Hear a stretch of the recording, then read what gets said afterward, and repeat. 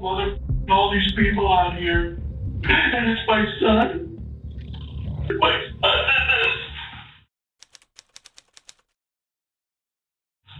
This is Stephen Ramsey, a father blindsided by an unthinkable truth. At this moment, he's utterly shell-shocked, grappling with the horrifying revelation about his teenage son, Gavin Ramsey. Engaging sex with her.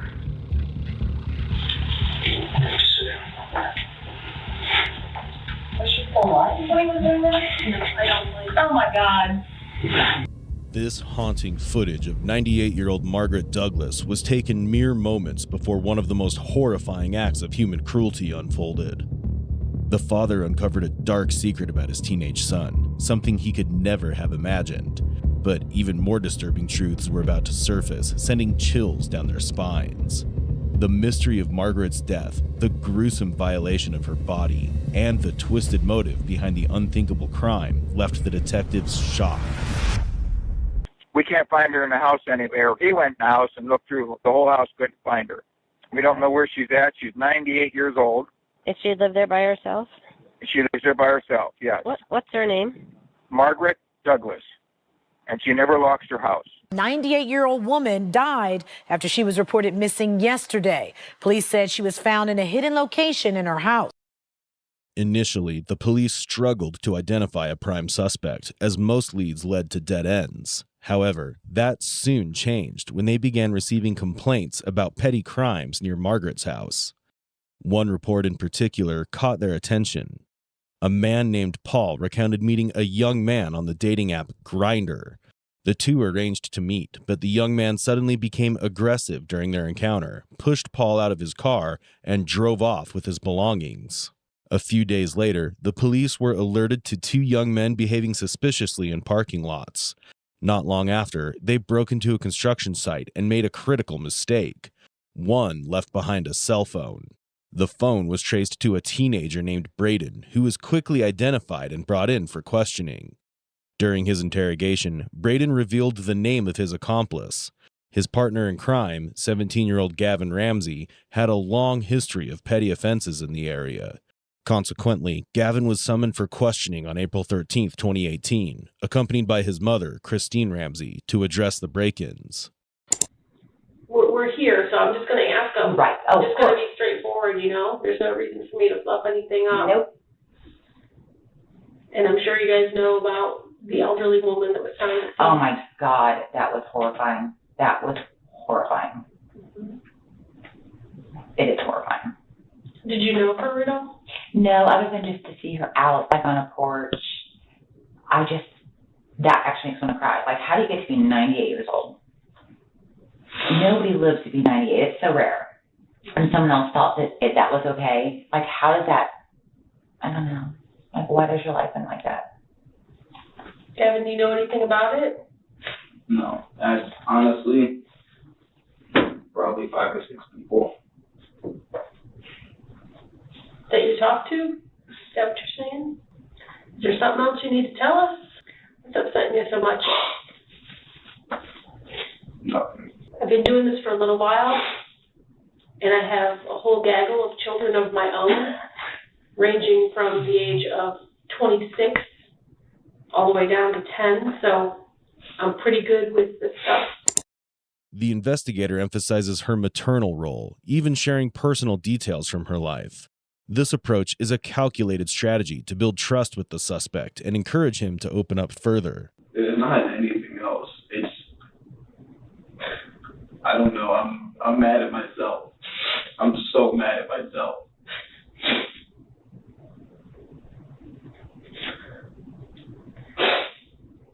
What are you so mad at yourself for? I was 16 there, yeah. Felony, like 5 misdemeanors, and now I'm gonna be in more trouble. I have to go back to court, and I'm done with it. I'm so done with it. That's fair enough. Like, honestly, I don't even want to live at home anymore. I don't know. I'm not normal. I need to live somewhere else. Like I don't know, some halfway house or something. I honestly would not care. Why would you want to live in a halfway house? What is so wrong about living at home? No, but nothing that they do. It's me. Like, everything I'm putting them through, I'm costing them thousands of dollars. Constant heartbreak. I've honestly probably never made either of them proud. I don't do anything good. Stop cussing. It's a word. Well, it's disrespectful. So you're upset with yourself. Yeah, I hate myself. That's really it. You know, the suspicious death of the elderly woman is right there too. God, I know. That's why I'm saying, you know, I can't imagine you doing something like that. I just interacting with you this little bit, I can't imagine that's in your wheelhouse. No. Oh my God. Honestly, can you two actually leave for a second? What's that? Can you two actually leave? So I can talk to her. Yeah. Is that okay with you? Sure. This moment marks a turning point in the conversation as Gavin decides to reveal the truth. The investigators' earlier tactics, assuming a motherly role with empathy and care, appeared to be yielding results. The carjacking, it was me. I'm going to be honest about it, but the way that he explained it, that guy, that grinder thing, yeah, I have been on it. And this guy was like the first time that this happened, and I told him, like, I was 17 and everything, and I wasn't planning on doing anything with him. It's not my style. I was just, like, he's a 40-year-old man trying to get with a 17-year-old, so I was just going to rob him. It's still messed up, but against what he's doing, I don't really think it is. And then the whole carjacking thing, I never even left Overlook. I literally, I got in, and he's like, what, should we go to the back seat? I'm like, yeah. So he got out. I sit and locked the doors and hopped in the driver's seat and just drove around, messed with him, and then I left. Gavin starts by admitting to petty burglaries, but this is just the beginning, as his far more horrifying confession related to Margaret is yet to come. And then I downloaded the 5.0 radio, and I was listening, and he said the kid was trying to get a ride to Elm Street, and he came up to my car asking for a ride. Looks like he was in distress or something, and that's not what happened. Yeah. Why were you on that app? Really, just for that reason, to find guys that are that low of people, I guess. That want to get with kids. Mm-hmm. It's karma, really. If you're gonna do that, then I'm gonna rob you. Is that all? Yeah, that's all of it. You didn't hurt that old lady, did you? No, and that's what I was pissed about earlier. What were you pissed about? Because there's actually people accusing me of killing the girl. And that's, I just said some dark stuff and everything. And, I don't know, people know, I'm a dark person, I guess, but, I'm not gonna go kill somebody. In psychology, the term dark personality is often used to describe individuals with psychopathic traits and a tendency for manipulation. Gavin claimed he targeted men with tendencies, justifying his actions by asserting that these individuals were disgusting and deserved to be robbed. However, as the full truth emerges, detectives will soon realize that Gavin wasn't much different from the men he condemned. There's no reason that we would find your DNA inside her house because we swabbed the hell out of that house. You shouldn't. I mean, if you've never been in there, then obviously we wouldn't. But, you name it. We swabbed it. We took it. I'm sure you know we were there all night. Yeah. Following their instincts, the detectives obtained permission from Gavin's mother to confiscate his phone. While they were primarily searching for evidence related to the carjacking, they discovered something far more disturbing. The findings were so alarming that two detectives immediately rushed to the Ramsey household to place him under arrest. You had your mom leave the room the other day. Were you going to tell me this? No, this was the carjacking. I thought about it, but I didn't know what to do. Did you know I'd be coming to see you after we got your phone? I figured. As soon as I heard the knock on the door, I honestly, if my boobs were tied up. What happened to Margaret's underwear? Alright?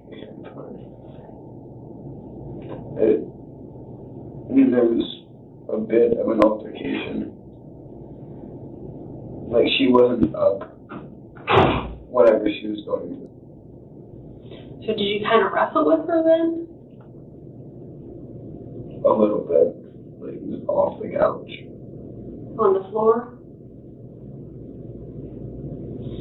And her underwear got torn then? Yeah, we got that. So when she died, was she on the couch or on the floor? Floor. Were you on top of her then? Kind of. Like straddling her? Yeah. And did you use one hand or both? Both.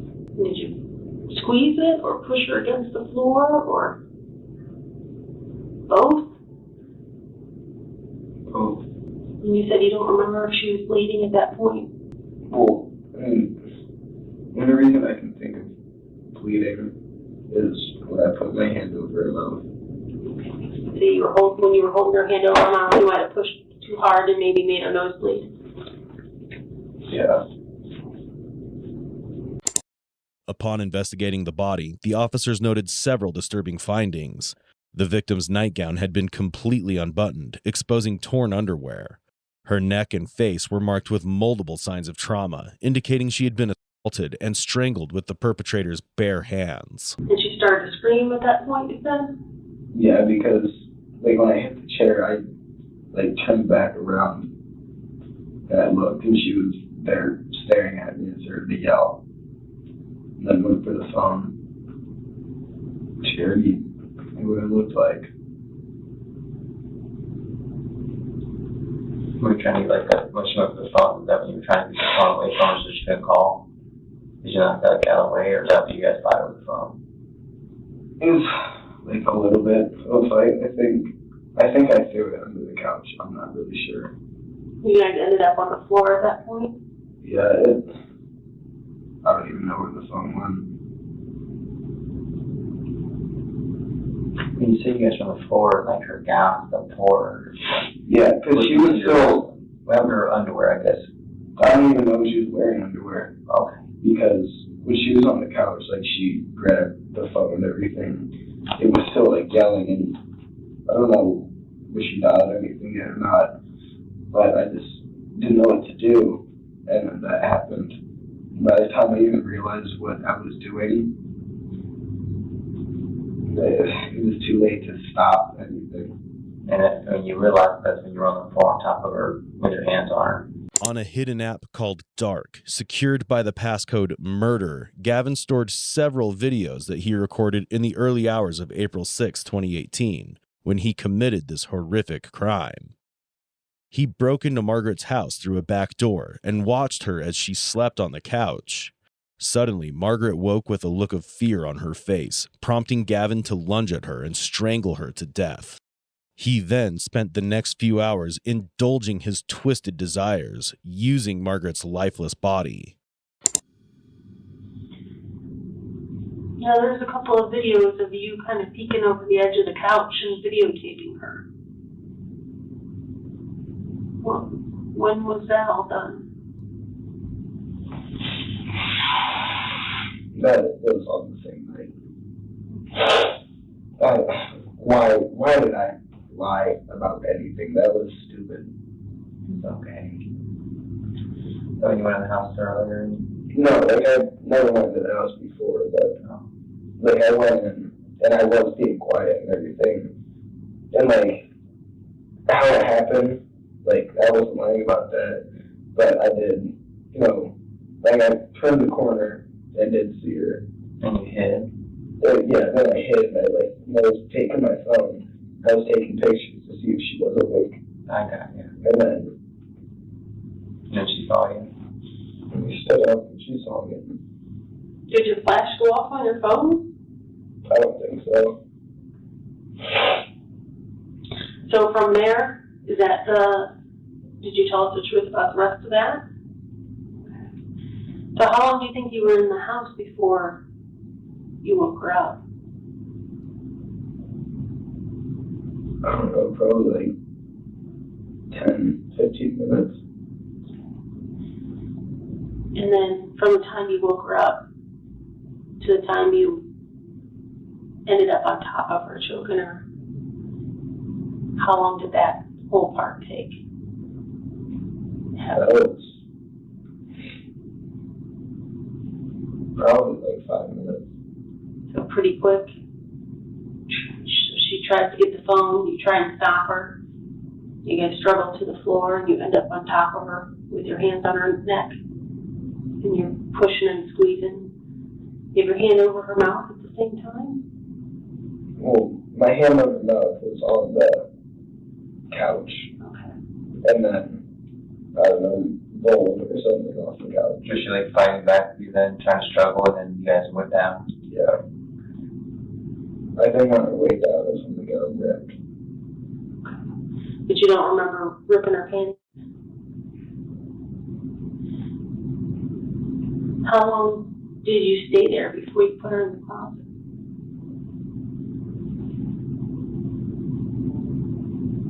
That was probably like 30 minutes. I just kind of sat there and I didn't know like what was going on. Like I was so in shock. When questioned by the detective about how long he'd been inside the house, Gavin falsely claimed it was only 30 minutes. However, the timestamps on the videos from his phone revealed that he had spent several hours there, further exposing his dishonesty. Was there any adrenaline with that? No. It was like adrenaline and shock at the same time. So like 1 second I'm like, I don't know, adrenaline. You know, and the next thing you know, it's like with overload. I don't know what's happening. Yeah. So what did you do with your gloves when you left? We moved away. Where at? In the trash can. At home. There's a glove there. Could you have dropped one? There was a glove there. I guess I did drop one then. There was purple stuff on it. What was the purple stuff that was on there? I get it that there's a whole piece of this that you don't understand why you do. Okay? I understand the whole piece that you don't understand. And I get that. Did the purple stuff have to do with the whole piece that you don't understand why you do? No.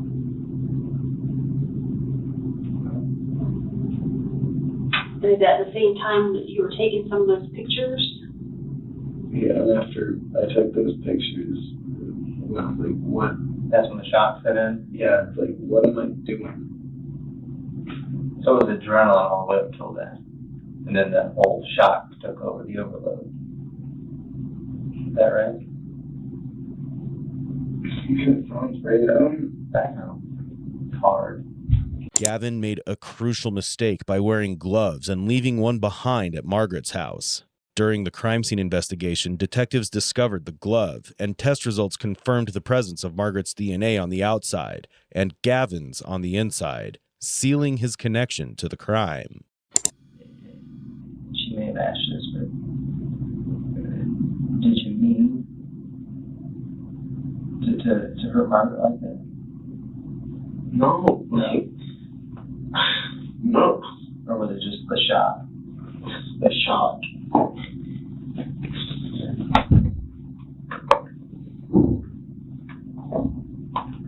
And you said you just started doing it, and by the time you realized that she had died, it was too late. Nothing I could do. Is that why you punched the wall of the school? Is that main frustration? How did that chunk out of your hand? You don't say it hurts. Sorry. I think I broke my hand or my pinky. I didn't even care. I was just mad because I finished my test in math, and then I saw a text from Just said the cops have my phone. I'm like, great. And then Miss rings. I'm like, that's for me, I guarantee it. I'm looking at her, and she looks at me, and she, like, go to the office. I'm like, great.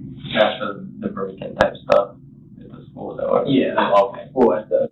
Yeah, the church, yeah, I'm sorry. Did you guys go in the church? No. You didn't set off the alarm about nothing with the windows? Yeah. Like, Were you going to go into the church before the alarm went off? I don't really know what we were going to do at the church. I didn't even hear the alarms go off. And he's like, dude, the alarms are going off. I'm like, what are you talking about? And I listened. I'm like, we should probably go. And we did. Did you feel weird going out, like, given some cars are trying to break that place, knowing what you've already been through in Margaret's house? That seems strange. Or just kind of like the thought of the past thought. Because it's over, you can't change it. Was it less of an adrenaline rush? Yeah. It wasn't. Or is there that same adrenaline when you were on top of Margaret? Was there that same adrenaline? That was, Yeah. Or was it a little bit different? well, like, that and going to break into cars. Yeah. I mean, cars is like that. Quick fix. It's just that, you know what, when you go to open the door handle, it's like, is the alarm going to go off? Is someone going to come outside? So it's like, there's that risk. And then, the whole breaking into the house, that was the adrenaline part. Mm-hmm. I think, I don't know, I didn't even have a grip on reality. Chaos ensues when Gavin's parents discover the terrifying secret their son has been hiding. All the phone contained images of Margaret before and after her death, as well as videos of your son with her. Okay. With her. Engaging in sex with her.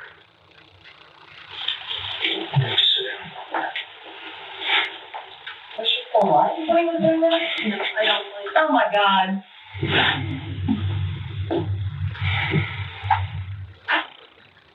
This isn't happening. This isn't real.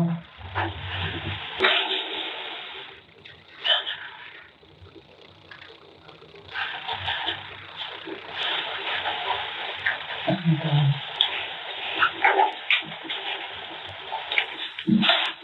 I wanted you to know, I spoke to the director of the juvenile detention facility. I explained the situation. I explained that he was highly emotionally distraught.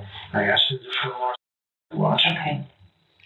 I've asked him to take, to keep him under 24/7 observation. Okay. I know this is an emotionally devastating situation. I just know right now. It's a horrible set of circumstances. You deserve to know he will be tried as an adult. Oh my God, oh my God. 98 years old. Just living out her days. And here's my son. My son did this.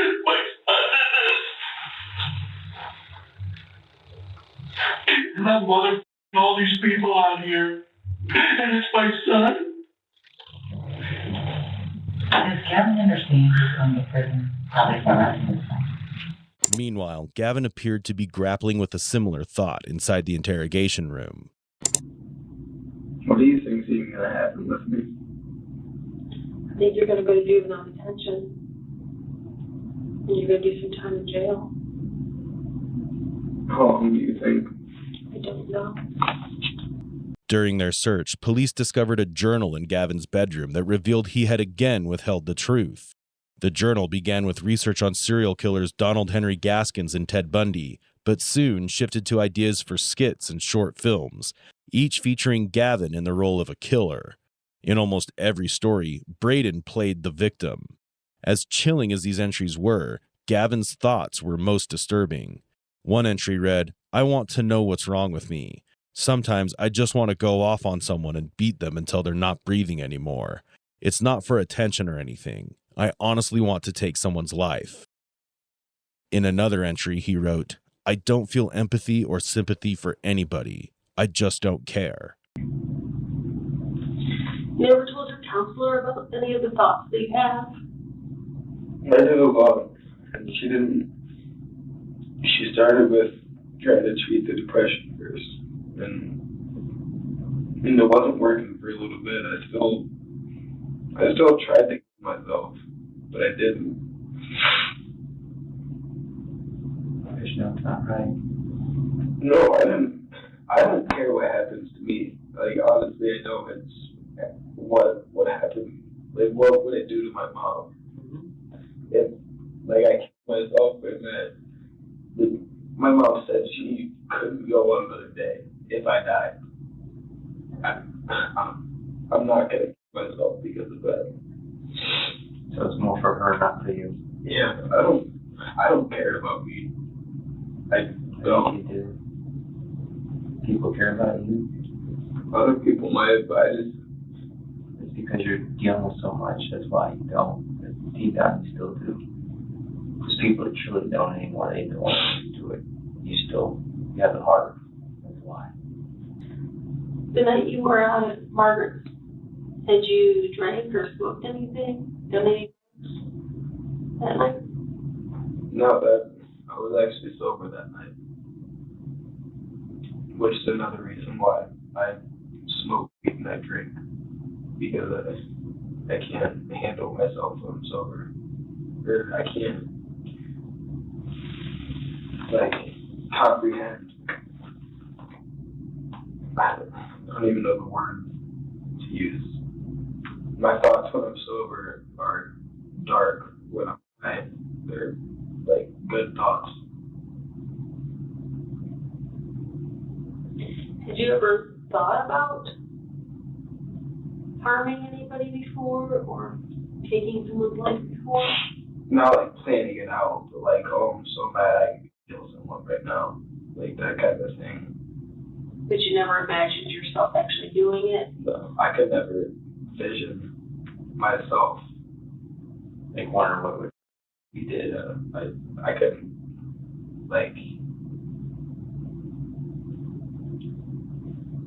I don't know, some stuff you think about yourself in that situation, yeah, I could see that. And then, I think about a car crash or something, me dying in a car crash, yeah, I see that. Something else that doesn't necessarily involve me dying, or even me being injured, yeah. But I think about me killing someone, I'm I can't see that. I can't. Gavin had been in and out of counseling for years, during which he was diagnosed with ADHD and depression. Another chilling entry in his journal revealed the depth of his depravity. He wrote, "I think if counseling doesn't help, I'm honestly going to kill someone. I'll probably take a girl out to the woods, rape her, and kill her. I wouldn't feel bad about it, but I know it's wrong." If she was here, what would you say to her? What do you mean? If she was here alive in front of you, what would you say to her? I'm sorry. That was never meant to happen. If I could take it back, I would. Gavin's confession brought a bittersweet relief to a community overwhelmed by grief since Margaret's tragic death.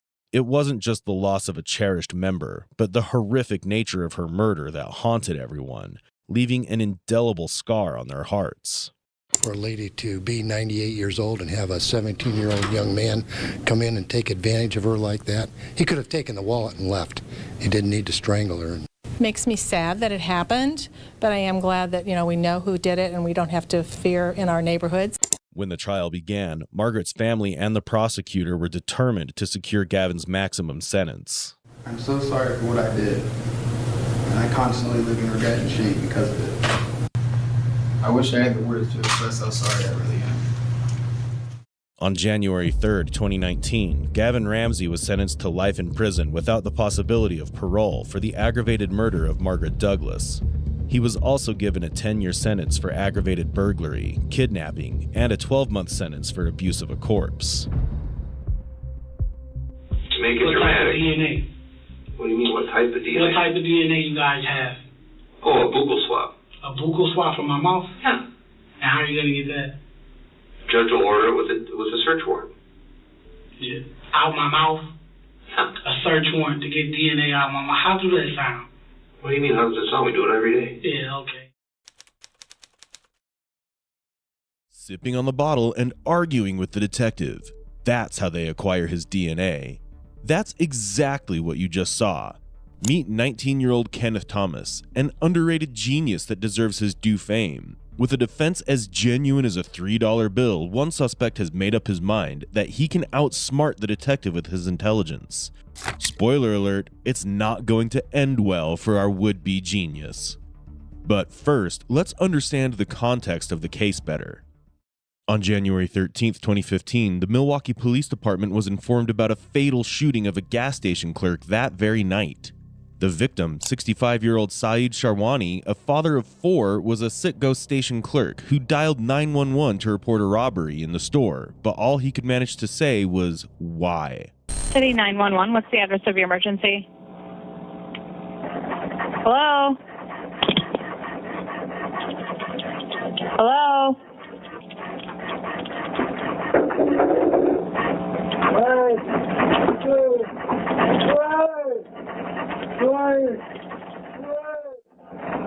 Kenneth Thomas, 19, was taken into custody in West Allis less than 10 hours after the robbery and homicide at the Citgo gas station on White Rock Avenue. Kenneth, a convicted felon, was arrested by the West Allis Police Department Tactical Unit during a search warrant operation related to the robbery investigation by the Milwaukee Police Department. The Waukesha Police Department suspected Kenneth and his associates of involvement in at least 6 robberies at the time, across 4 jurisdictions: West Allis, Milwaukee, Brookfield, and Waukesha. Another individual, Jerica Cotton, 23, was arrested and was in custody. Police Chief Russell Jack stated that Jerica was the getaway driver for Kenneth and another male suspect during the crime. The third suspect authorities identified, 28-year-old Darren Malone, was untraceable initially, but eventually was arrested and taken into custody. In today's video, we're focusing on Kenneth Thomas and his rather remarkable efforts to play the genius, all while hilariously failing his way through the job. What our job is to make sure we understand why things happen the way they happen so the right decision is made on how to deal with it. Right? Mm-hmm. Okay. We don't want people making decisions based on the wrong information. Okay? And there's information, obviously, that you have that can help us understand the circumstances of what's going on. Why just you? Yeah, why don't nobody else have this information that could help you guys? Well, there are other people that have the information, and we have people out there going to talk to them if they're not talking to them right now. Okay? So who all was drunk here? Just me? You said you're on paper, right? Yeah. So you've been around the block? Yeah. You know how things work? What you mean around the block? All right. Well, there's some things that we need to talk about. Things that we'd like to clear up, so let's get to it, okay? I know I got your name, address, all that fun stuff on the way here. A couple things I forgot to ask you about. How far did you get to school? I dropped out at 12th grade. 12th grade? Okay. Yeah. Did you try to get GED or HSED or anything like that? Yeah. How'd that work? I'm feeling, just because all the things happening in my family, it's been a lot of deaths. Okay. A lot of people going to jail. Okay. The family just breaking apart. So a lot of stress out there in your life? Yeah, hell yeah. Okay. So you got that. You're helping your mother out with her business. You're going to school. You're working on your own business ideas. So you got a lot of things going on. Hell yeah. Okay. Understand that. Part of the evidence that they found was that gun, those bullets, some clothes. Okay. They also found other items in there, like a mask, a green mask. Yeah. Okay. Where'd that green mask come from? Swear, I couldn't tell you where the fuck no green mask came from. Like I said, man, them guys, man, they came back there that night, man. They was rowdy up, man. Mm-hmm. They was really, like you could tell I knew they did something. I just don't know what they did though. Okay. They came back. I got high, man. I got high and fell asleep, man. Well, now that we've been talking, what do you think they did out here in Waukesha? Man, they did a mass, a gun, they robbed somebody, man. They robbed somebody, probably came back and threw the evidence off on us, man. Okay. That's what you think happened? Yeah, because if they not caught, if they didn't get, caught, where they gone. You know what I mean? They gone. Right. So they out and about still having fun while somebody else going down for the shit they did. Okay. That's exactly what happened. Okay. As the interrogation begins, Kenneth's demeanor reveals a fascinating psychological dynamic. His inquiries about other suspects lack finesse, appearing as a rather transparent attempt to assess the severity of his situation. Despite facing past charges of burglaries and theft, Kenneth vehemently denies any involvement, displaying a level of denial similar to a child caught red-handed stealing from a cookie jar. Furthermore, despite a substantial body of evidence pointing to his guilt, Kenneth remains steadfast in his denial. His refusal to acknowledge the overwhelming proof against him just makes his guilt more obvious to the detectives. Now the detectives have a strong foundation to build the rest of the interrogation on.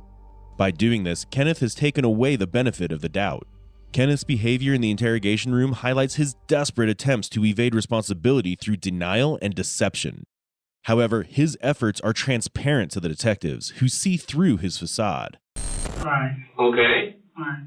So that's what the evidence shows. Run it back. What you say? You said the evidence that what? The evidence and the information that we learned from everybody we talked to shows that you were in on that robbery in Waukesha. Yeah, how was I in on it? How was you in on it? Yeah, you got my prints. You got my prints, my face on camera. Yes, we do. Yeah. I like to see all that. Huh? Well, I don't have it with me right now, obviously. Okay. Right. Why you don't have it with you, though? Let's check this out. Okay. If that was me, why would you have all the evidence pointing out in front of me?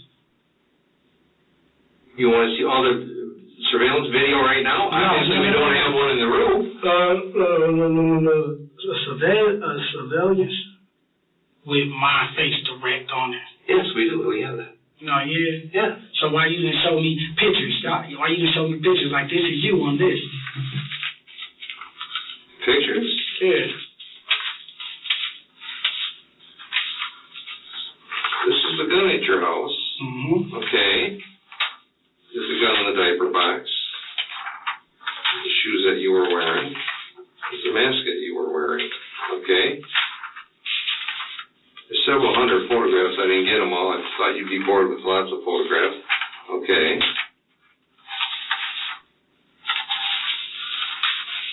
Where'd your pajamas go?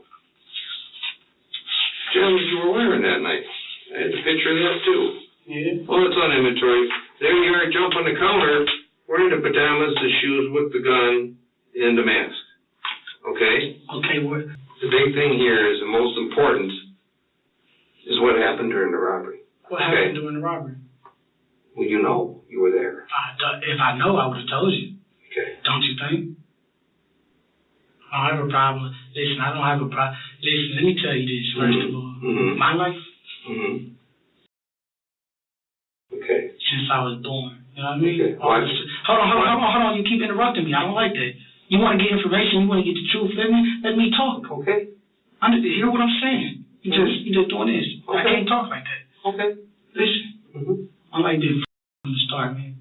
I've been trying to make a way and do this, be a couple. Listen, I ain't never had shit. I ain't never gonna be. Listen, y'all the good guys. Y'all the ones that come to this job and play good cop, bad cop. You know what I mean? You understand what I'm saying? See, me, you know what I play every day? Survival. Any day coming out my door, I could be a dead man. They could have came in and killed us. It was a gun found. Don't know who gun it was, but listen, it was a gun found. The items were found in my room. Daryl and the other guy you talking about, they could have been their items. Okay. They could have stashed that in there before they left. Okay. But y'all got them in custody? Yeah. I got them in custody. I wonder how y'all get them in custody.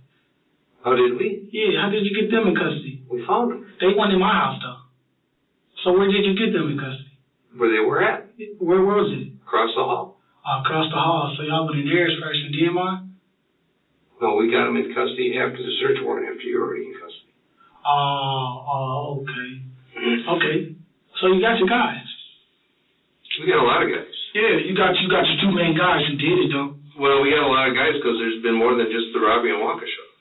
Damn. So what else been going on? Robberies in Milwaukee, robberies in West Dallas, robberies in Brookfield. So you got all the guys, huh? No, not quite all of them. We're still looking for the white guys involved, too. Yeah, and you expected me, and you expecting I'm one of them. Are you? You're obviously not one of the white guys that I'm looking for. I'm not talking about the white guy. Okay. I'm saying me. Right. You think I'm one of them. You don't know for sure yet until you get the DNA back on those. No, that'll just confirm what we already know. That'll confirm. So if it don't confirm it, then what? We already have enough evidence. It's not enough evidence. Okay. Those evidence was put there by There's also evidence from other robberies that was found in your apartment. Yeah, like what? Lottery tickets. Lottery tickets? Mm-hmm. How you know that one? Like, back to what I was saying. How do you know those guys didn't put that there and find their way out, shoot back to Chicago where they belong, where they come from? Did they hide the lottery tickets? I'm saying, I don't know where they... Levante's bedroom? Huh? You said, did they? Yeah. I don't know what they did. Okay. I was too high to even know what they did. Mm-hmm. I fell asleep that night like I told you. The problem is all the other evidence puts you there. It don't. Shooting that man. We need to understand. Listen, you ain't got my fingerprints, man. You don't got my face. Okay. You don't got my face. Because if you did, it wasn't nothing to be to talk about, right? There is something very important to talk about, Kenneth. What, the story, how it happened? That's what you want, a story. I want to find out whether what you did was intentional or an accident. How does that mean? I know it's you. The evidence knows it's you.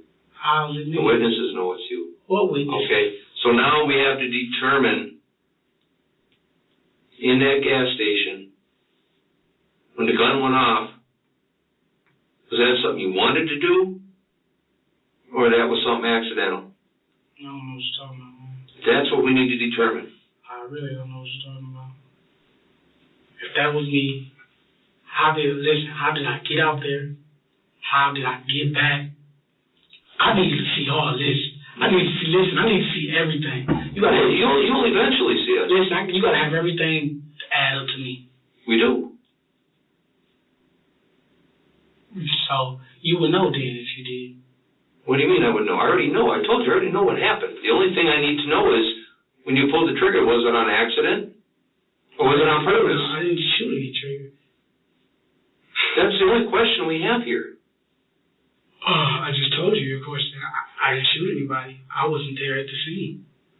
Those guys that you got, they put them items there. Shit, what hell was I know? You guys may put the items there. Why would Walker put items in your house? Why would you shoot a flashbang through the window if you knowing there's a baby in the house? What if they don't know the baby's there? What's the difference? Now, this is the point, okay? We have evidence. We have witnesses. You don't have a witness. We don't. You don't. No? No. You don't. And you don't have enough evidence. You just have the evidence that was done. Then what fucks it up is you got the other guys. What do you mean I have the other guys? The guys that did it. Yeah. You and Darren did it. Betty and Darren did it. All I do is something with somebody I better even know. But you've been kicking with it. You even let him stay in your apartment. You guys lived together. Agreement. Exactly. He just spent a night there. You really spent over a week there. Listen, I said he's been coming there over a week. He comes over. I let him stay sometimes. Mm-hmm. Which meaning not let him spend the night. I let him stay. Like, okay, I could go somewhere he could be still there. Okay. Get it?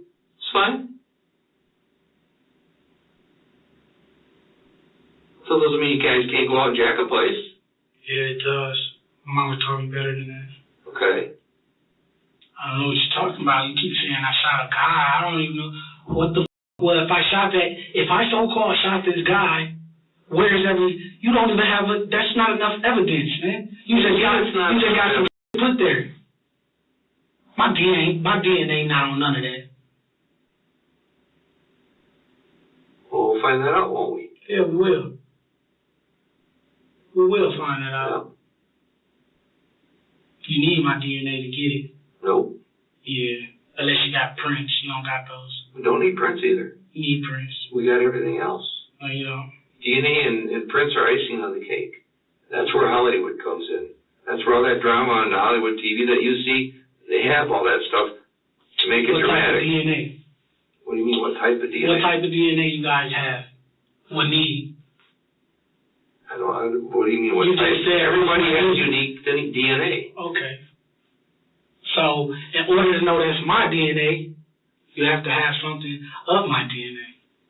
Yeah, we'll get it from you. Yeah, how you gonna do that? Voluntary or forced? Oh, we got a search warrant. So you're not understanding. Right. DNA. What type of DNA you guys need? Oh, a buccal swab. A buccal swab from my mouth? Yeah. And how are you gonna get that? Judge will order it with a search warrant. Yeah. Out my mouth? A search warrant to get DNA out of my mouth. How does that sound? What do you mean, how does it sound? We do it every day. Yeah, okay. Well, hey, listen. Man, it was nice. It was a pleasure meeting you, man. You got your guys, but you don't get me. I'm not one of them. I'm most definitely not one of them. So, listen. The evidence shows differently, Kenneth. I'm just trying to figure out why. Yeah. The evidence shows differently? Yeah. Oh, so be it. That's all. If that's me, listen. Go ahead, throw the book at me, do what you gotta do. It's not my decision to make. All right, you part of it. I collect the information, right? That's my job, right? What was taken? You said to do my job, right? What was taken?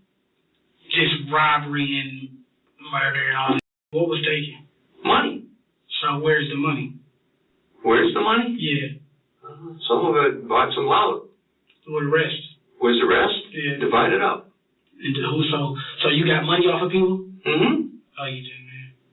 The money collected at the search warrant. Where is that?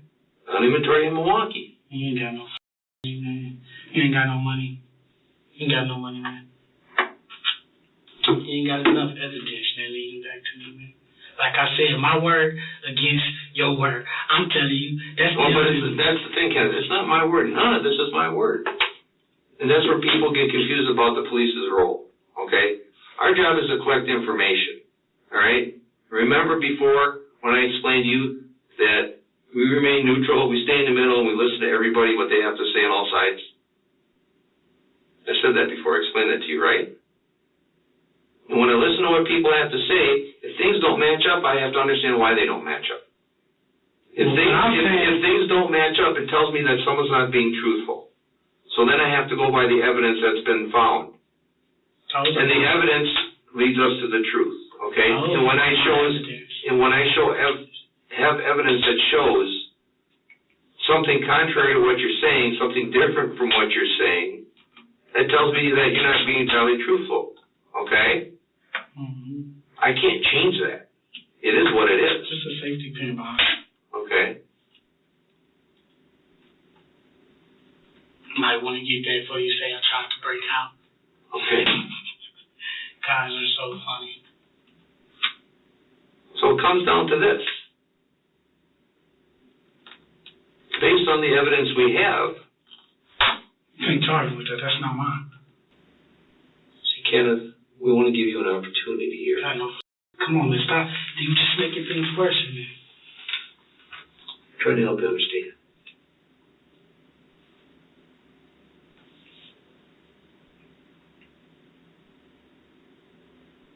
It's a big difference whether this was intentionally or an accident. That's a big You know difference. the best thing in life to have? What's that? Or to happen? Death. Let me tell you why death is the best thing. Because there's no more suffering. In this pivotal moment of the interrogation, the detective unveils one of his ace cards. Jerica Cottons, questioned prior to Kenneth, had already come clean about her role as the getaway driver for Kenneth and Darren from the Citgo gas station where the shootout ensued. The detective drops a bombshell referring to footage capturing the trio's return to Kenneth's residence following the burglary and shootout on the same day. With little wiggle room left, Kenneth succumbs and eventually spills the beans. On May 4th, 2016, Kenneth entered a guilty plea to charges of felony murder and armed robbery that took place at a Citgo gas station in Waukesha in February 2015. As a repeat offender, he struck a deal that involved testifying against 29-year-old Darren Malone. The Waukesha County judge imposed a 45-year sentence on Kenneth, comprising 35 years for the second-degree murder of Saeed Sharwani and 10 years for a string of armed robberies.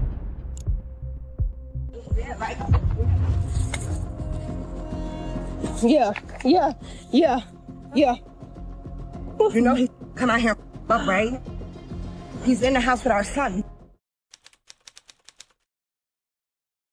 The woman in the video is 27-year-old Antonetta Stevens, recorded in a violent confrontation with 30-year-old Ashley Bocanegra. This incident took place when Antonetta discovered that her fiancé, Daniel Gonzalez, was cheating on her with Ashley. However, Antonetta is not the only one involved in this brutal assault. She's accompanied by Daniel's sister, 17-year-old Janine Gonzalez. Yet, this shocking footage is only the beginning. What occurs during the interrogation transforms the case into something much more disturbing. No, she's dead. I know, that's crazy. I will say that, I don't go out looking to harm anybody. That's not my intention. Antonetta's words completely contradict her actions, making detectives question the truth of everything she says. As the investigation deepens, detectives uncover critical evidence that unfolds the truth, leading them to the actual culprit behind Ashley's death. Someone completely unexpected.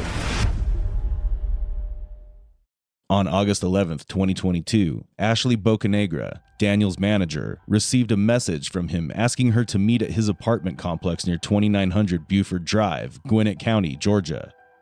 But instead of a meeting with Daniel, she was confronted by two women, Antonetta Stevens and Janine Gonzalez, who viciously assaulted her. They took her phone, forcing Ashley to follow them in a desperate attempt to get it back. Strangely, Daniel, who had set up the meeting, was nowhere in sight. He's in the house with our son. Antonetta revealed that Daniel, the one who had arranged the meeting with Ashley, was at home with Antonetta's son. Meanwhile, Ashley somehow managed to get her phone back, but the severe injuries she sustained left her struggling to breathe. Despite being rushed to the hospital, Ashley tragically lost her life. A witness nearby, who saw the brutal assault unfold, immediately called 911. With two girls fighting, and she's really bloody. I can see the blood from where I'm at. They're fighting on the street. When Gwinnett County Police arrived at the scene, they headed straight to Antonetta's home for answers. However, her account of the events took a startling turn, leaving the officers utterly stunned. This girl, she came to my house. She's been sleeping with my fiance. She works over there. She's his manager, and she keeps on forcing him to have with her. And we ended up fighting right there because she approached my home. This is my home. She lives all the way over there. Okay. Was Antonetta's story the entire truth, or did it conceal deeper, more unsettling revelations waiting to be unraveled? She came here. Yeah, we understand that. Yeah. So, but because of it, I wasn't going to kill anybody. Yeah. I'm not that person. I get it. Yeah. But because of that, we have to kind of talk to you guys and get a more formal statement. True. Okay. Wow. I'm so sorry about that. That was not my intention. I've been mentally going through a lot. I have bipolar depression, and I'm just going through a lot right now. And I came here from up north with my fiance. That's him. Hey. I came here with my fiance. Okay. Yeah. So I came. Are you here, the sister? Yeah. Okay. Sister. I came here with my fiance to start a new life, buy a house, everything like that, and I never expected him to basically cheat on me with someone at the workplace. You know what I'm saying? So we would like to get like a formal statement. So we're going to ask that you come up to our headquarters and talk to us. It's just right up the street. Okay. All right. I hear kids. Is there someone else here that can? There's someone here with them? Yeah. Okay. Without any further delay, both Antonetta and Janine were brought into custody for questioning. Just go through basically, since I wasn't there and I'm playing catch up basically. So what happened? So, like, let me start to where it leaded. Okay. Okay, so, like, since I've been down here, they haven't been on good terms. So, you know, arguments back to back. So, like, we just came back from Florida, like, not too long ago, from her mom's wedding. And we left on bad terms with everybody because my brother got into a, incident with her stepdad. So ever since that happened and we left Florida, it's just been rockier. It's just been worse arguments. So, yeah. Sorry, I just cursed. You're fine, girl. I flipped up earlier. Okay. So, like, they're arguing or whatever. So, my brother, him being a man, cheats. Like always, he's feeling less than, he thinks it's okay to cheat, so, he tells me. So, he tells me who's he cheating with and stuff. Now, me and my stepsister, my sister-in-law, told her what happened. He explained, cheated or whatever. She was like, oh, really? She's upset, whatever. I was like, don't tell him that, because he's going to be mad at me. Right. Okay, so, after that, he explained how the girl looked to me, though. And, curly hair, Puerto Rican, skinny girl. So I was like, alright. So then I explained it to Antonetta. So the next day after that, we went to the store. Last night. We went to the store last night, and we were walking the Quick Trip. Quick Trip is right there, I know, I saw y'all walking earlier. Yeah. I thought that was you guys. Okay, so we walked to Quick Trip. As we're walking to Quick Trip, both of them are walking together from Quick Trip. So they're just now leaving, and we're just now coming. So Antonetta's like, is that Daniel walking? So now she runs to him like, who is this? So he's like, oh, it's my worker or whatever. Mind you, before we walked to Quick Trip, we asked him, when you go on your break, can you take us to the store? He said he couldn't leave on his break. So when we saw them walking, it was like, you just said you couldn't leave on your break. Now you walking with her to the store? So after that, she's kicking Daniel or whatever. She don't want to live with him no more. It's either he gonna leave or she's gonna leave. And she gotta leave the kids, everything. So it would make sense if he just left. So he's getting kicked out, whatever. And then I guess she was coming to see him. He was getting kicked out. I don't know. I was in those messages. I'm not sure what was that. But I guess she was coming to see him because he was getting kicked out. And it's not saw the messages. So she decides, now she's about to come see you. Now I'm about to beat her up. Because you just saved me from her the other day. No, that's how it was. So she's coming. So Antonetta and me, we go. And she comes to the house, big fight. So, after the fight, we took her phone. We were going to call her husband to let her know that, to stir some out. So we closed the door. She started banging on the door like crazy because, we got her phone. She wants her phone back. Yeah. So then we gave her phone back. And then, what the hell happened after? She gave her phone back. Literally, she left right after. I don't know how she left. I wasn't watching after that. Because my brother was mad as hell. And, he don't want me in the business. I was already in it too much. So he's like, on my ass. So I'm just like, okay. Made a report. And then after that, it was over, whatever. And then, just know you guys came. Yeah, that's all I know.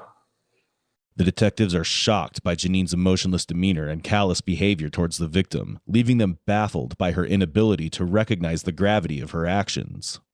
Meanwhile, in another room, Antonetta refuses to share any details, insisting on having a lawyer present. Her confession only heightens the detectives' frustration, making it harder for them to believe her story. Have you ever been in fights before? Me? Yeah. You have? Oh. You seem kind of athletic. You play sports when you're in school? No. Oh, okay. Yeah. Do I really look athletic? Yeah, you look athletic. Yeah, you got some shoulders on you. Why would you do that? You don't know if I just care about these shoulders. Don't go out looking to harm anybody. That's not my intention. I do feel, very remorseful about. I'll also say that, it wasn't my intention to even get into an altercation with her today. She came over to my place of residence looking for my fiance. We argued. I was hit. We fought. I feel really bad, but, I don't know. I'm just, it's just.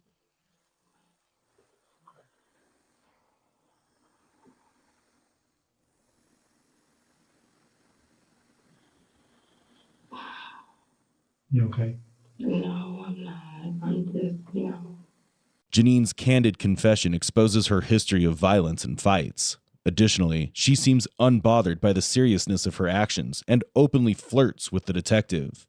On the other side, Antonetta's feeling of remorse over Ashley's death appears difficult to grasp, leaving detectives to question its sincerity.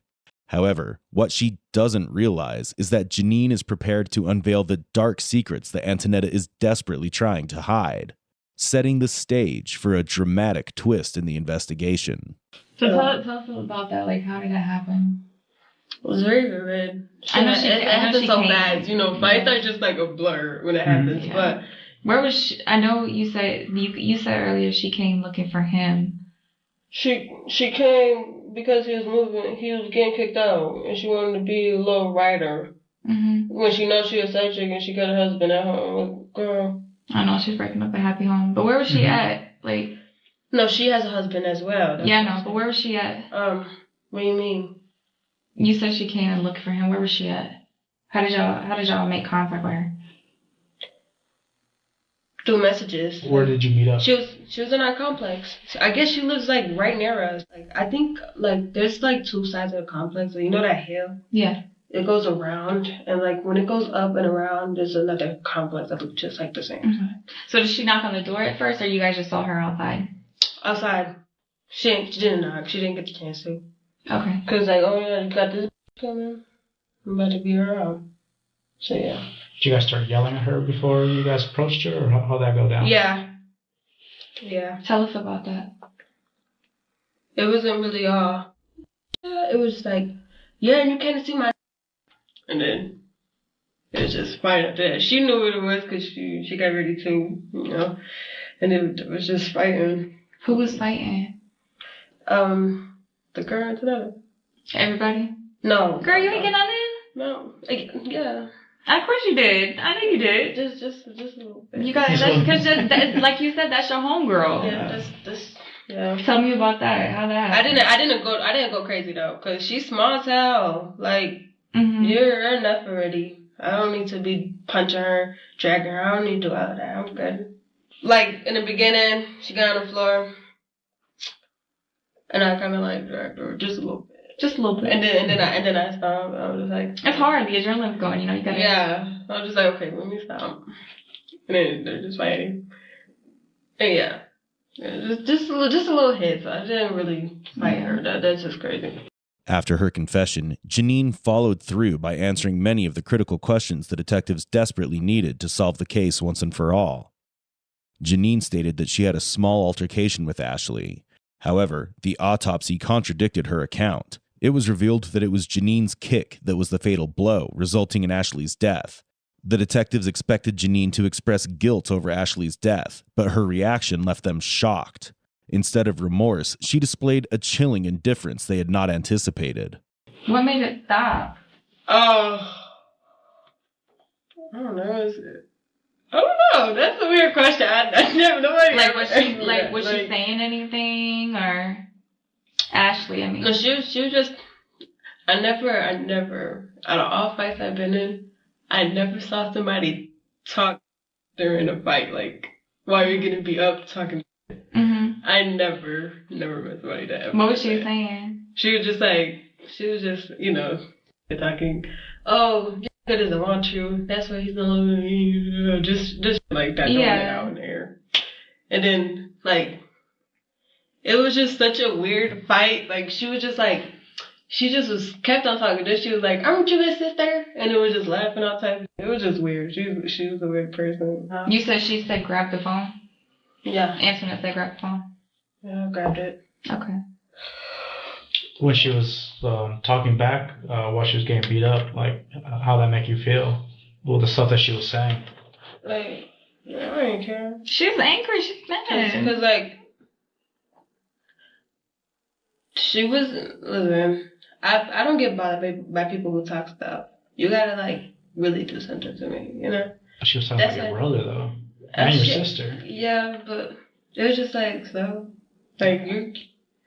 So you weren't mad? You was just nonchalant, just like whatever? Yeah, I can't be that mad now. Come on. She knew what it was. You're going to talk regardless. It's a fight. What do you expect? So, I'm just like, I've been in multiple fights. Big fights that they brought. So you were just standing over them as they were fighting? Yeah, I'm just like, what? But then I walked away to Daniel, was mad as hell. He, like I said, every time this is me getting into this period, he gets angry, and I don't got time for him. Yeah. But he was sleeping when the fight was happening outside, right? Because you said that she woke him up. Yes, she did. By she, you mean Ashley, right? Who woke Daniel up? She did. Who's she? Antonetta. Okay. So you guys were outside fighting? No. We woke him up when we knew Ashley was coming. And then we was like, yeah, like, she's about to get beat up. Because now you're getting kicked out and she thinks it's okay to come save you. Like, who is she? Mm-hmm. Yeah, I haven't been together for how long? Like, that was weird. How did you guys find the messages again? His phone. Okay. Did you find it or did she find it? She found it. Antoinette? Mm-hmm. Okay. How did she, like, where were you at? Did you come, how did that happen? She came to me, we were reading messages. And we were like, yeah, that's the girl that we just saw. Yeah. Yeah. Did you guys text her? Mm-mm. What do you mean? Did you guys send messages to her? No, we don't got her number. No, I mean from his phone. Oh, from his phone? Mm-hmm. No, I don't think so, no. Okay. Mm-hmm. You sure? Yeah. Because you messed up your story a little bit. I already read the messages. You messed up a little bit. What was the messages? He wasn't getting kicked out. Oh, yes he was. Mm-mm. I don't know. What the hell? I didn't. I only saw the messages where he was cheating. So I'm not sure if anybody texted her. You sure? You know? Yeah. So Antoinette just sent the messages I'm herself? positive myself. I'm positive. But yeah, I don't know if there's any messages sent to that lady. Because I can't say I didn't know if there's messages sent. You were with her when she was still texting she him. have come.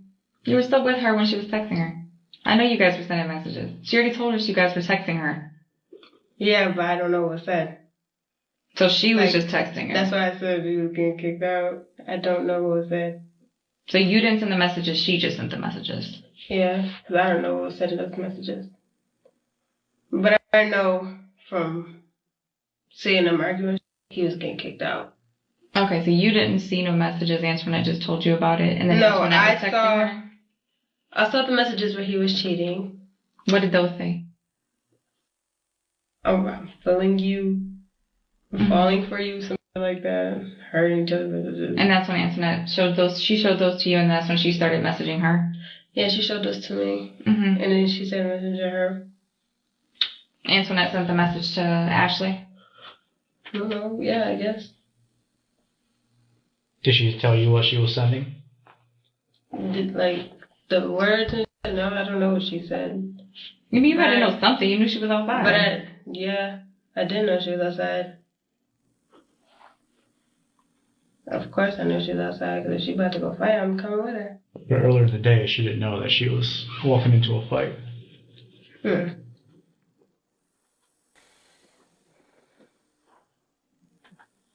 Yeah.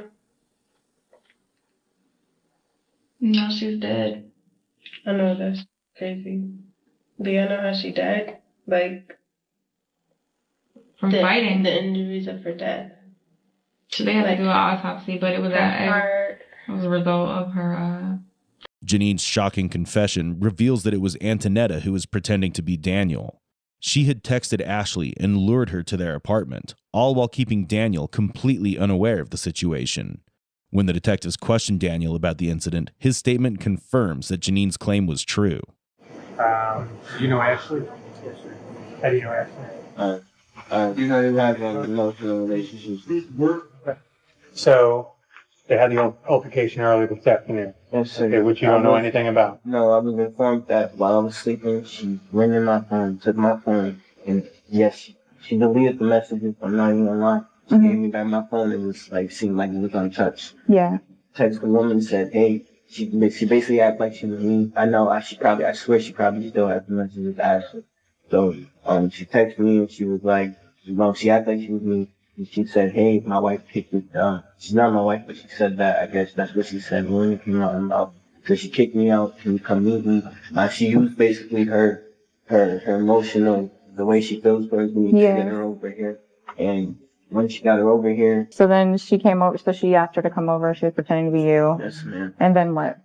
She called her. She had to, because the way when I opened, I literally woke up and was like, when you say she fought her, like she had to fight who? her because they had to fight or get in an altercation because when I heard this, like I literally woke up and I'm like, what the heck? And all I hear is them yelling amongst each other, my sister and her, I guess like hype. So Ashley came here to your door? Because they took her phone, I guess. They took her phone. I got to give it back. Oh, they took her phone? Yes. Okay. Because she was going to text, I guess her man and she was hurt, so. But now I wake up and I'm like, oh, there's knocking at the door, but I hear bickering. So I'm like, y'all don't hear the door? I'm like, what the heck? I open the door and I just see, and I just closed it immediately.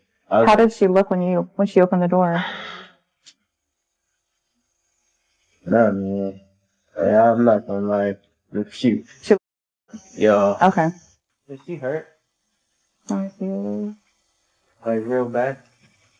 So honestly, I'm not gonna make a show. I'm not gonna go and yell. I'm not gonna go call her. I just want to know. Well, yeah, we got a call from the hospital a while ago, and she actually passed away from. Bro, stop playing with me, no, please. Seriously. Please stop playing with me. Sure. Please stop playing with me. Sit down. Sit down. Sit down. Sit down. Sit down. Sit down. Sit down. Please stop playing with me. Breathe. Daniel's reaction to Ashley's tragic death is truly heartbreaking, reflecting the deep bond he had shared with her. Both Antonetta Stevens and Janine Gonzalez faced charges of aggravated battery, robbery, and felony murder. Each individual will serve 20 years in prison for voluntary manslaughter at Arundel State Prison, with release dates set for August 2042. And you found her in her room? Yes. And she has a bullet hole? Yes. There was not just one. I think there was a couple in her head. On September 15, 2010, 15-year-old Nate Anderson's world crumbled to dust when he was horrified to discover his 19-year-old sister, Amanda Anderson, murdered in their own home. He was completely devastated and felt an overwhelming sense of loss when he reported Amanda's murder to 911. The deputy called me and he said, "Sheriff, you're not going to believe that." We got a 911 call from a 15-year-old boy that said he had just gotten home and he'd found his sister shot to death. However, when the detectives arrived at the crime scene, what they uncovered would haunt them for years, making it one of the most challenging cases of their career. We got our shooting my dad. We hunt, so I could kind of smell a little bit of what it smells like after you shoot a gun. There's only one way to get high-velocity blood spatter on yourself. Either you're standing by the shooter or you are the shooter. On the ordinary evening of September 15th, 2010, Nate Anderson went for his routine jog. Upon his return, he was alarmed to see the door of his house wide open. As he entered the house, what met his sight was a scene of unimaginable horror. Amanda was lying lifeless and covered in blood in her room. She had been mercilessly shot in the head. Nate cried tirelessly, unable to accept the horrifying reality. As neither of his parents were home, Nate could do nothing except call 911 for help. Nathan was extremely emotional, crying, sobbing. He was in shock. The authorities arrived at the crime scene and began searching for evidence. The investigators questioned Amanda's family members to determine who could have been responsible for this crime. However, her family couldn't think of anyone who would have done this heinous act to Amanda, as she was adored by everyone. Amanda's world radiated life, but her sudden death had now left everyone in shock. The detectives left no stone unturned in their search to find the real culprit. This is a young woman who was well thought of. It's a nice neighborhood, Christian family, no history of any problems. Why would a young woman like this be murdered? The Andersons were passionate hunters and had a diverse collection of guns. The investigators collected all the weapons from the house. They had several guns in that house. In Texas, that's very common. I don't think they were real big hunters, but they enjoyed target shooting. One of the things all investigators do is we will collect clothing of the person that is in immediate proximity to the victim. And that was done with her brother because he was the one that found her. As the detectives examined Amanda's body, a shocking and unforeseen revelation came to light. She had small caliber gunshot wounds, 2 to the top of the head, 1 to the right side of the head, and then 1 right in the forehead. You don't shoot somebody 4 times in the head without intending to kill them. This is obviously an intentional act. However, there was something that did not fit into the puzzle. According to Nate, he didn't enter Amanda's room, but he was somehow able to determine that she had been shot multiple times. How did he do this? The investigators insisted that it was difficult for an outsider to determine the exact number of shots. You may think she has been shot, but you certainly wouldn't know how many times.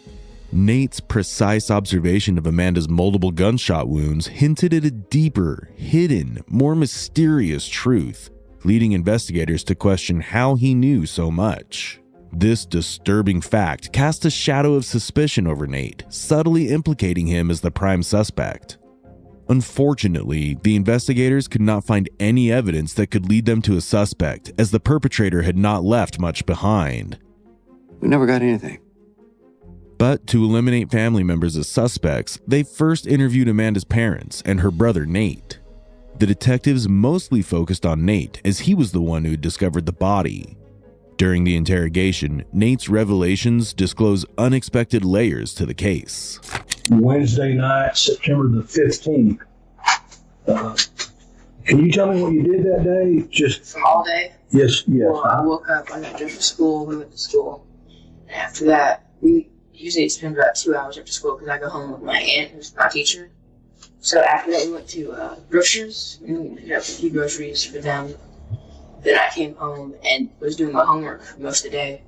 And about, I don't know what time it was, but I didn't really look at my watch. I didn't have it on or with the time, but after a while, I was having trouble finding it. I just took the dog and went out for a jog through my trails out of my house.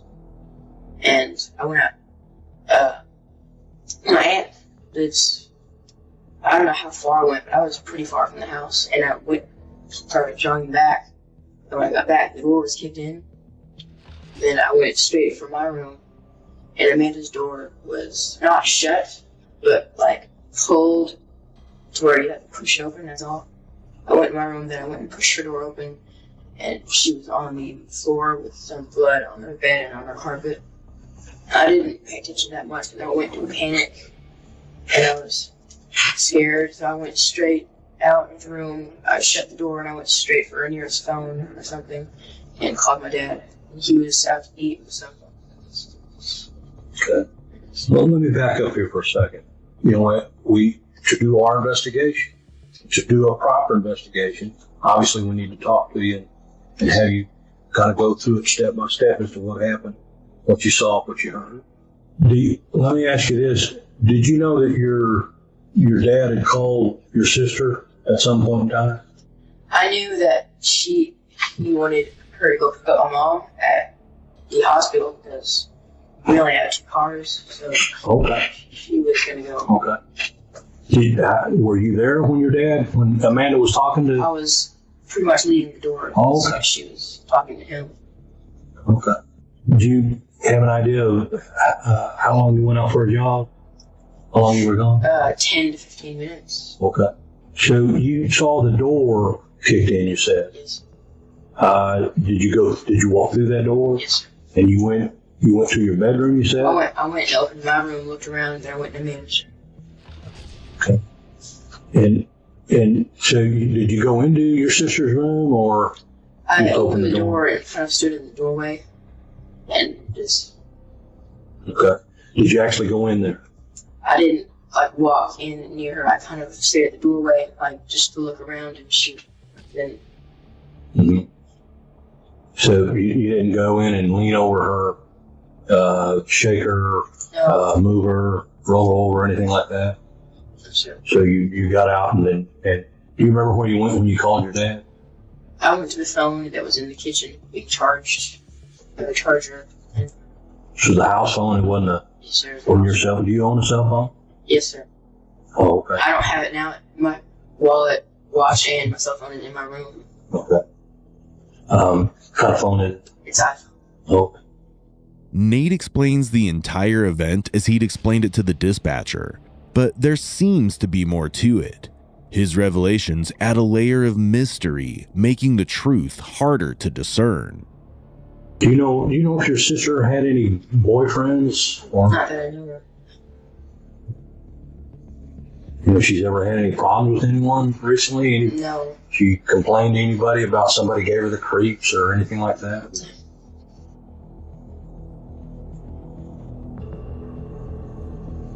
So, when did you get? Do you remember what time you got home from school?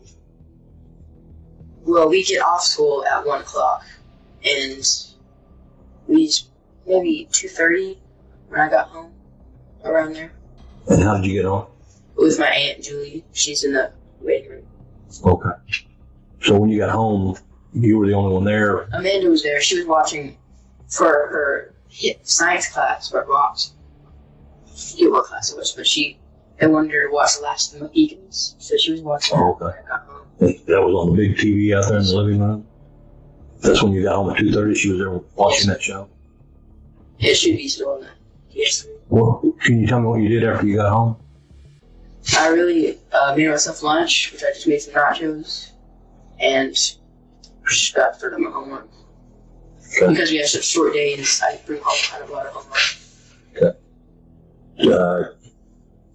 So you made lunch and did what? I'm sorry. Just began my homework. Okay. Where do you normally do your homework? On my desk in the room. Where do you go to school? Tyler Bosco Chapel. Where is that? I don't know what road it's called it's on, but there's a school right next to the church. That's where we go to school. Okay. Everything going okay there? You like it pretty much? There's only 40 kids there, and we know everyone there. Everyone goes to our church, so. Okay. Who do you think would want to hurt your sister? I can't think of anyone who would want to hurt me. I don't know anyone would not like her. She was really nice. We're trying to get any idea who would do this to her. What do you think we got to do to them when we catch them? Just put them in jail. I don't really know. Nate's strange response towards the culprit is to put him in jail. This unveils his complete lack of emotion. The detectives attempt to approach Nate from various perspectives to obtain more precise information. Is there anything you want to tell me about that might be able to help me? I wouldn't know anyone who. All I can think of is that I know that some people have been robbing around here, around our neighborhood, and one guy, during the middle of the summer, pretty much, came to our house and said in his wood he's been finding pipes and syringes, that someone's been doing drugs back there, all kinds of stuff. And we've had some spray painting around the neighborhood. So. You have the guys that live north of you there. I say guys because I want to talk to them. Apparently they're just guys that live there. But on the same side of the road that you're on. But as the first house up the road. Yeah. It's that real trash. The guy with the dogs? Yes. Have they ever tried to come down and talk to you guys or come in your yard or hang around your house, anything like that? No, have you had any problems out of it at all? Sometimes their trash kind of blows in our yard, but I just throw it back on your yard or something. But you've never caught them nosing around, being nosy, anything like that? I always wonder why there's like 5 or 6 cars in the driveway at a time, but that's... Have you seen anyone over the past few weeks that came around the house and was being nosy, being, I lost my dog, or my car ran out of gas, or... We've had some lost dog people just come around, like give us a flyer or something, or just ask if you've seen a dog. That's not anything. What Nate is about to reveal promises to deepen the mystery and help the detectives narrow down who the culprit could be. Do you know what happened to your sister? I mean, do you know how she was killed? She was shot. Do you remember what you told your dad when you called him? You remember what you told him? I remember I was screaming and crying and telling him that she was... Well, I could kind of tell that she had been shot. There was blood on her face. And I've gone shooting with my dad. We hunt, so I could kind of smell a little bit of what it smells like after you shoot a gun. Gunpowder. So you couldn't really tell she was shot once you stepped in the room? I was in such a panic. I could kind of gather that. I jumped to a conclusion really because she had blood on her face and I could smell that a little bit. And I shut the room, running for the phone. Okay. So you called your dad, and then what happened after that? Once you called your dad, it was literally maybe a minute or two what it felt like after that, and the Smith County Sheriff's Department called me and was talking to me and waiting for the officer to come by. And after that, I went outside and just kind of fell, and then he took me to his car, and people started showing up. You remember what phone you were on when you came out? I was on the house phone. I think I left it on our sidewalk. And so you came out and talked to the deputy. Remember what the deputy did with you? He set me in the car and asked me if there was anyone else in the house. And I remember he got the tape, orange, yellow tape. Oh, okay. And he went in the house. Then Brian, the guy from our church, came and started talking to me that he lived with my grandparents. More cops started showing up and everything. What do you like to hunt for? Whitetail. Whitetail? When was the last time you went hunting? Last year, maybe around Christmas. We went with my dad out too. Okay. You ever seen any deer around your house? Just seen some deer tracks over the years in our trails and stuff. I haven't really seen any, but my sister has. Oh, okay. The investigators are quite surprised by Nate's precision at shooting and are keen to know how he acquired such skill. His remarkable shooting skills seem almost too good to be true. You like target practice on occasion? More with guns. I have a bow, but I'm really more of them. Oh, okay. I saw that target out there in the back, the yellow target. Yeah, bow. I didn't see it. Where was it? It's in our back closet where all the shelves are. It's on the very top, on top of my dad's in cases. Okay. Kind of give me an idea when was the last time you shot any of your guns or dad's guns? Maybe a week and a half or 2 weeks ago, and back in the woods probably. Oh, okay.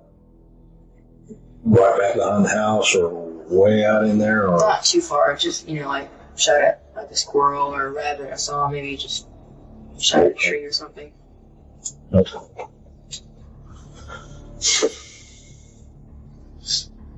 Kind of gun you carry back there when you hunt squirrels? Just a 22 pistol. Do you have one, or is it? They're my dad's in his. I don't have a 22. I have a 243 under the bed. And I think it's similar to what you told your dad. You said that you thought your sister was shot in the head 3 or 4 times. I don't know how many times. I was in panic and shock. I probably didn't even do that much. You said you've been hunting and killed whitetail and things, correct? Not near the house. We've been in Nolan County. Okay. Sweetwater. Right. Several hours away. Mm-hmm. Okay. How many animals would you say that you've shot? I've killed one doe. 4. What made you think that your sister was shot several times? I could see blood on her face and on the carpet and stuff, and I could get a little bit of the smell of what the gunpowder smells like after it's been fired in the room. Yeah, I hate to kind of go into this much detail, but it's kind of relevant. Other than the blood that you talked about on her face, was there something else? Because someone can get beat up bad, or someone can, other things happen to them that cause blood to get on their face. I didn't seem to have her nose or like her mouth like she had been punched or hit by something. Okay. It was kind of on her head and stuff. But I really just jumped to a conclusion because I could smell that stuff and the mixture of blood on her head and on her bed floor.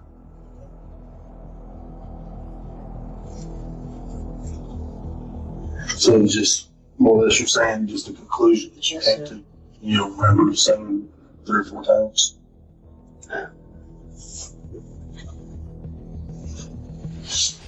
How often do you all, other than you hunt squirrels around this, y'all target practice very often? I noticed y'all have a business card for the 31 West shooting range. We haven't done that in a long time, maybe a year or so.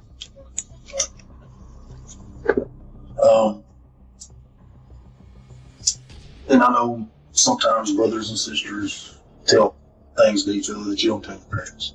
And I'm not trying to get you in trouble with your parents or anything, but kind of going back to your sister dating anybody or anything. I know sometimes parents don't approve, and all parents get 2 kids, and I understand that.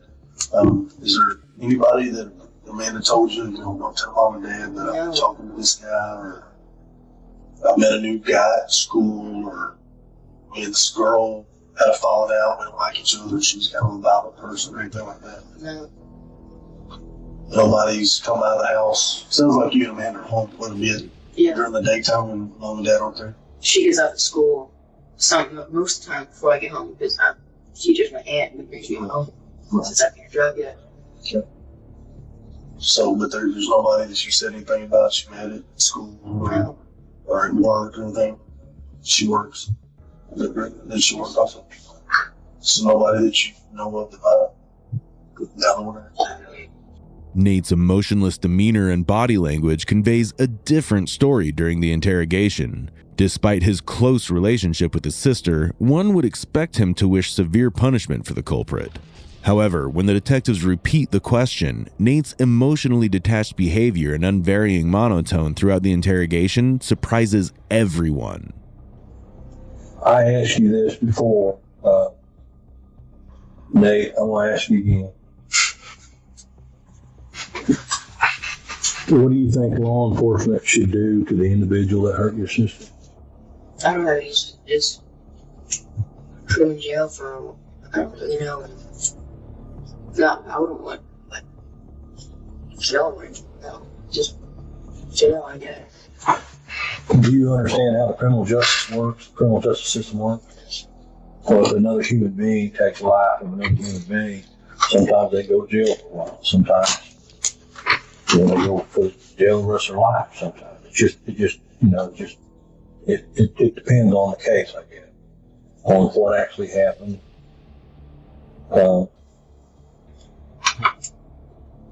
Sometimes we Human beings make mistakes. Young ones, old ones, and everybody else in between, we make mistakes. If this person made a mistake, that he didn't really want to take your sister's life, do you think they should seek justice? Do you think we should do something with it, even though it was a mistake? It's just an accident. If they saw her, then they had the choice of not worrying about it, and they chose to. You think they should go to jail? After an exhaustive interrogation, and despite the detectives' best efforts, the evidence was not compelling enough to help them seal the case. However, the investigators didn't stop there. They worked tirelessly to try to get Amanda's case to reach its conclusion, and the search for more concrete proof continued. Initially, there was not enough evidence to help investigators identify the actual culprit. However, during the interrogations, some inconsistencies became apparent. As a result, the investigators decided to start from the beginning and reinvestigate the case. When none of those leads come together, then our investigation began to get more narrow. If you find yourself in a hole, you might ought to quit digging. We've got to go back to the basics. And the basics says start right back at the scene and go from there. To piece together the puzzle once more, the investigators again checked all the weapons collected from Anderson's house. The detectives made a baffling discovery that turned the case in a new direction, guiding them towards the real culprit. Sometimes just one tiny detail, something that doesn't sit right with you, oftentimes can solve the whole case. The detectives reached a shocking conclusion that would entirely transform the case and unravel the mystery. The tool mark expert eliminated all the guns in that house with the exception of the .22 caliber Ruger semi-automatic handgun. We couldn't get a 100% matchup on the other side of the coin. He could not exclude that gun. He said that he gave Nathan a Mark IV .22 caliber semi-automatic handgun. And he told me that Nathan had been out in the backyard shooting that gun. As things pointed toward a final conclusion, the investigators wanted to be sure before they took further action. But that evidence is circumstantial. It wasn't enough. Without substantiating evidence that's very concrete, this case was not going to be prosecuted. They waited for the autopsy, and the results were startling. The discovery was as shocking as it was devastating. You can think of spraying Windex in the air and what you see fall after you spray it, the mist, that's what kind of blood we're dealing with. I mean, very, very minute amounts. It became very obvious from the reaction from these chemicals that there was blood on the clothing. We look at each other and go, wow. There's only one way to get high-velocity blood spatter on yourself. Either you're standing by the shooter or you are the shooter. When I saw the blood stains, there was no doubt in my mind who that blood belonged to. Without any forensic evidence to tie him to that scene, the case would have never been solved. It would be cold today if we didn't have that. Her brother was a child and angelic looking, and none of us could imagine that he could do something like that. It was difficult for the Andersons to accept the shock of losing both of their children. The investigators were prepared to take Nate as they had an arrest warrant. There was no one in my agency that was happy about solving it. Because not only did the parents lose their daughter, but they were losing their son also. On November 10th, 2010, 2 months after Amanda's death, the police arrested Nate Anderson. He happened to be at church at the time. He was picked up for the murder of his sister. Nate's parents insisted he could not have committed the crime because he had always loved his sister. His family was horrified. They were furious. The church was furious. And for months, they did not believe that Nate could have done this. However, this belief of theirs was shattered when Nate confessed to a psychologist hired by the defense about the murder of his sister. He was kept in solitary confinement for 9 months. Although he was a minor and the defense attorney had requested that he be placed in juvenile detention, the judge disagreed and issued a different sentence. Nathan would serve his time in an adult prison as he was found guilty of first-degree murder. On February 2, 2012, in a Texas courtroom, 16-year-old Nate Anderson was sentenced to 20 years in prison, with him being eligible for parole after serving 10 years in prison.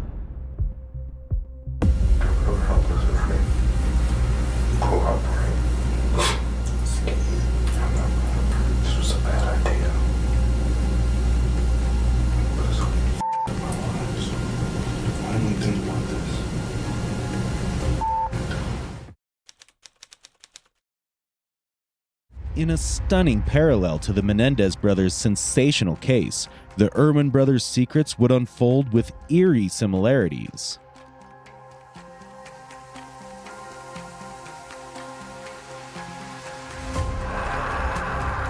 You will witness how brotherly love turned deadly, and that almost became another Menendez brothers episode. On September 5th, 2015, this alarming 911 call was made by Yvonne Irvin. Gwinnett County 911, what's the location of the emergency? Yes, please send someone to my house. My children are trying to kill me. What do you mean that your children are trying to kill you? They've attacked me and my husband. They drugged us with Xanax. They've attacked us and they're trying to kill us. As she pleaded for her life with her 2 beloved sons, 22-year-old Christopher and 17-year-old Cameron Irvin. The brothers attempted to murder their parents at their family home near Snellville, Georgia. However, this was just the beginning. What the detectives were about to discover would become one of the most chilling confessions of their career. Honestly, we just wanted to blow the house up. The parents never saw it coming, not even in their worst nightmares. A deadly betrayal by their own children.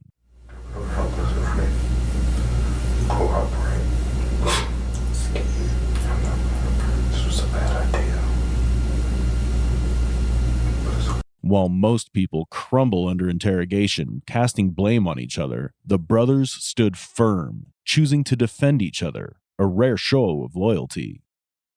To gain further insight, let's look into the events that led to this shocking act committed by 2 children against their parents. When the officers arrived at the crime scene, what they discovered was horrific. The house smelled of gas, and both Zachary and Yvonne Irvin were found critically injured, with Zachary having multiple stab wounds, and Yvonne having been beaten with the butt of a rifle. The brothers were also present at the home and were immediately taken into custody. Initially, Chris seems unbothered by the setting, and it looks like he will need more time to be ready to talk. What happened this morning? I'm not really sure. However, to get to the truth and to understand their familial situation, the detectives try to approach Chris slowly so as to ease him into the conversation. Well, tell me about your family, your parents. You always get along with them? No, sir. No. Anything in particular? Like, were they strict or anything about your parents? Like your mom, was she a stay-at-home mom or she worked too? She worked too. What kind of work did she do? Computer programming. With them? Like running away or anything? No, my brother ran away though. Your brother did? Were they abusive or anything towards you guys? I mean, any kind of way? When you were younger? I was the one that was like always just, I guess, kind of took everything. Is, I would say, a little bit more fragile. Chris's portrayal of Cameron seems to be genuine. While Cameron is simultaneously being held in another room for questioning, he appears to be uncontrollable and not able to handle the consequences of his actions.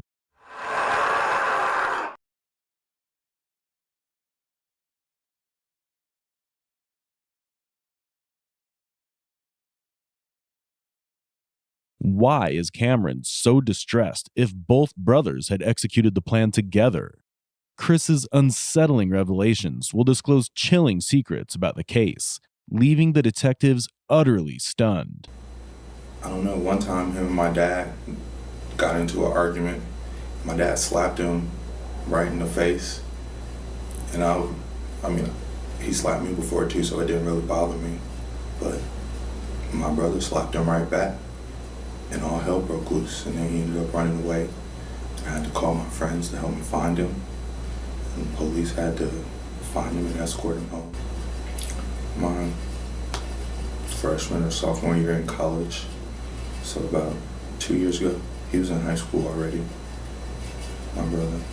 I mean, but ever since then, it's just, our house is weird. My dad, he was pissed when I decided to not play football anymore. Or, I mean, it really wasn't my fault, but whatever. So, I mean, ever since then, like, I don't know, communication is just weird. Well, that's what I want to get to. I know it's never what it looks like. And I can tell that there's more going on here than what it appears. But well, we don't have any way to know other than if you tell us.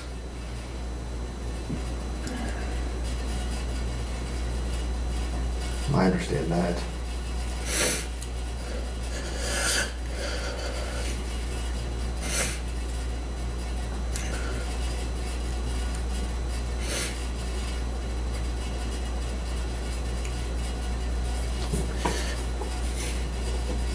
Until I went to college, I did everything that my dad wanted me to do because we didn't have a relationship. We did it outside of football. That was it. I mean, when I got to college, I realized, you know, I don't even like football like that. I don't want to be at a school. I'm just here because my dad wanted me to play football. I decided that, okay, I don't want to be in Charleston anymore. It's 7, and I don't know if you're thinking about Charleston, South Carolina, because a lot of people get that misconstrued, but it's Charleston, West Virginia, which is like 8 hours away. Yeah, I thought South Carolina. It's like 8 hours away. I was going to school, working, playing football, and I was just stressed. So I was like, I can't do that. Were you paying for college too? Yes, sir. I would have panic attacks. It would be days where I couldn't sleep because you're up 3 days in a row trying to get all your work done.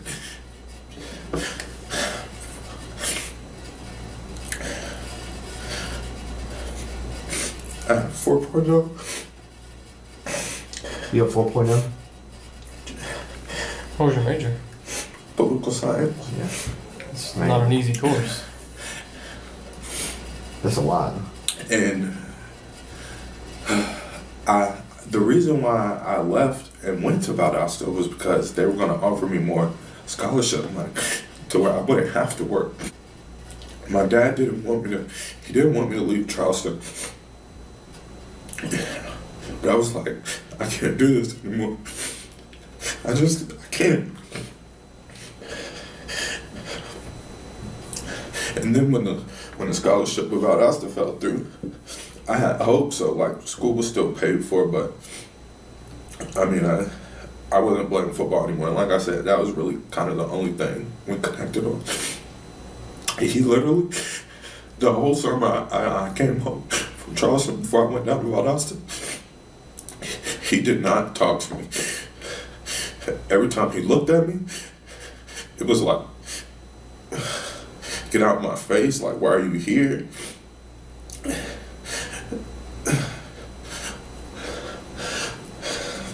How long ago was that? That's 2 years ago. 3, 4, that was my freshman year. I don't know how long ago my freshman year was. My brother was in the band. He really didn't like that. He was like, you know, he'd make fun of him, didn't want to go to his performances, type things like that. You know, you would make fun of him too? Yeah. So, come back home, Georgia State is a little bit more expensive. My parents, by no means do they have, you know, all of the, in college you meet a lot of people with a lot more than you. Yeah. And that's okay with me. I have friends with trust funds and their parents have secretaries and they drive brand new Maseratis and stuff like that. And that's cool. But my parents don't have that. They do have, but they've showed me how to do a budget. They've showed me how to work with their budget, Mm-hmm. And when I first went to Georgia State, they told me we will pay X amount of money for your school. You have to figure the rest out. That's fine. That's what I did. Then it cut back to, last year I think they gave me $500 for school. Georgia State's like $11,000 a year. So I had to take out a bigger loan. And then they claim me on the taxes like they paid for it. They claimed the whole amount, which blows me. I had a car, but they told me that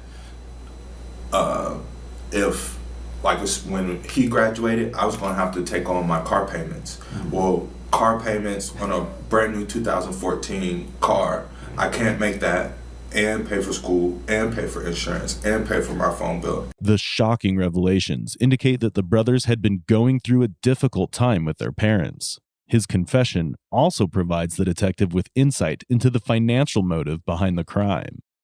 Though his claims are heart-wrenching and the pain of being forsaken by his parents seems genuine, it is still unclear what could have possibly triggered the brothers to attempt a crime so horrific. Start over the house where I'm missing so many bad things. Mm-hmm. Well, the house over and start over, but it didn't work. We waited all night and it didn't work. And then we were like, well, the whole house smells like gasoline.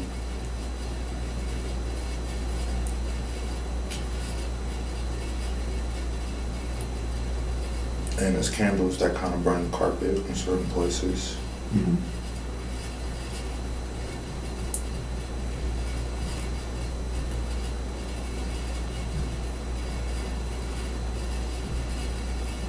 How are we going to explain this? And then it was like,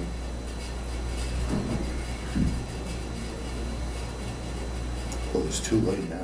Tell us real quick, what happened this morning after it didn't work out in the gun thing? Did they just start? After it didn't work out, we were going to go up there and tell them that somebody broke into the house and we needed to get out. But then that didn't seem like a very believable idea. So we were like, we kind of already started this. We gotta finish it. We thought asphyxiation would work. And it didn't. And then we kind of started fighting.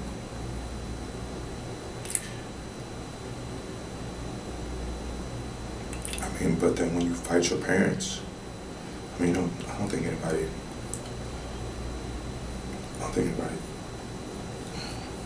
imagines that. The detectives wrap up Chris's statement, but feel like there is still more to uncover. The detectives now approach Cameron, expecting his version to align, but instead, his unexpected revelation flips the entire narrative upside down and leaves the detectives baffled and unsure of who to hold responsible for this brutal act. We felt lucky. They're always gone. When I do see them, sometimes they're excited to see me, but sometimes they just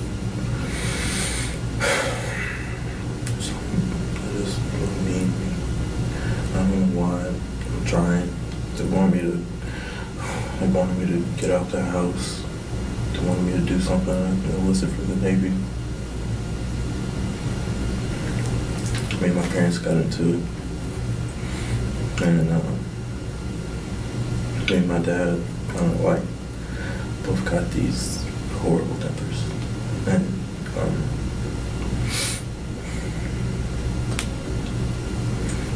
we got into it and something just snapped. Trying to suffocate him. Trying to kill Dad. So is that not right, what your brother said? Y'all started fighting last night? My dad got into it. My priest tried to calm me down. He's always trying to separate us. He's the most calm, level-headed one. I tried to sleep it off, but I couldn't. It was like, I don't know, it's like my body was moving on my own, but I was just watching for the ride.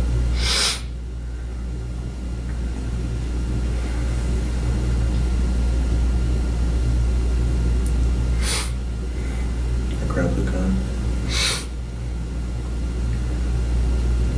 He tried to take it from me, hit him in the eye. Your brother or your dad? My brother. So what was with the gas and the candles? I figured if I was gonna kill him,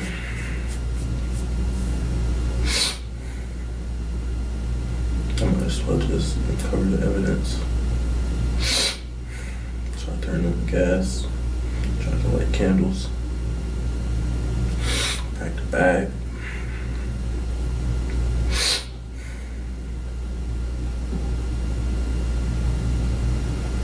Back inside. Where's mom? Where's mom? Looking around. My dad's still on the floor. She's upstairs on the phone. And tackled her. Right there on the phone. Cameron's statement introduces a shocking motive. According to him, his parents' lack of attention and support had profoundly affected him, driving him to commit this horrific act. As Cameron takes the blame entirely on himself, the detectives wonder if the brothers are co-conspirators or are trying to protect each other. If he got in trouble with my parents, he's covering up for me. Every time something happens, he covers up for me like. So did he help you turn on the gas and put the candles out? No, I did that all myself. But you turned the gas on last night? Gas on this morning. This morning too? This morning. Because the way he was telling it seemed like he was involved with the thing. But if you could give us a timeline of how it went, if he's just trying to protect you. About, let's see, we got into it last night. Me and my dad, before they went to sleep, they got home from a football game. It was about 11 or 12. Chris calms me down. I go upstairs. He goes downstairs. Everybody goes to sleep. But couldn't sleep. Something just snapped. Take my pillow. I go to my parents' room. About 4 in the morning. Trying to smother my dad. I smothered my dad. My mom wakes up, tries to pull me off of him.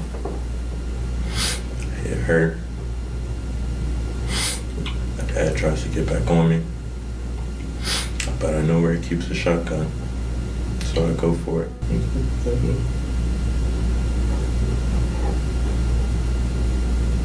Chris comes upstairs and hears what's going on. He tries to pull me off. I hit him with the shotgun. He goes down.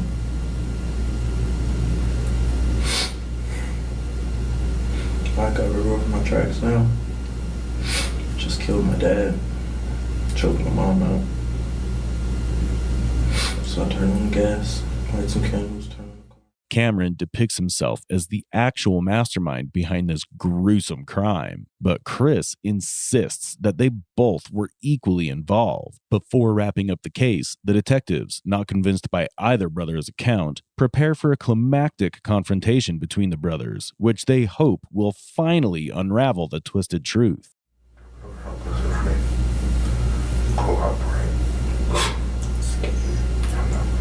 This was a bad idea. These officers come in here and ask you what happened again. Just tell them the truth. It's going to show when they look at the house for evidence. You know what I'm saying? Mom and Dad were witnesses to everything that happened. I helped. Okay? You did not do that on your own. And don't try to take that on. I'm not going to let you. You feel me? It's going to be like, what the bro? My lives. Why didn't we think about this? But they said they were okay. So I guess that makes it better.